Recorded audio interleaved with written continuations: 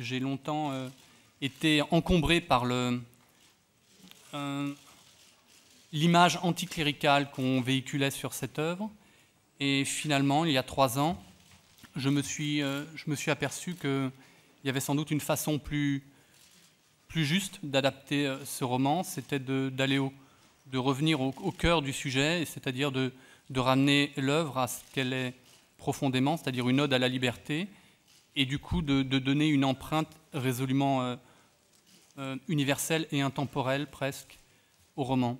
Il y a une sorte d'effarement de tous ces personnages devant les situations qui traversent, que Diderot raconte avec une certaine distance parfois, et comme tous les grands écrivains, tout comme Flaubert par exemple, peut être parfois très très drôle. C'est pas parce qu'on décrit des situations dramatiques, il y a toujours une espèce de distance du style ou littéraire qui fait que voilà, ça confère parfois un certain humour à ce qui est raconté. Je pense faire ce qu'il y a de mieux pour elle et la sauver. Donc j'ai beaucoup d'empathie pour elle, et ce n'est pas de bonté de cœur que je l'oblige à se déshabiller devant tout le monde ou à porter un cilice, donc qui est un mélange de crin de cheval et d'un certain tissu qui gratte et qui doit être porté en permanence.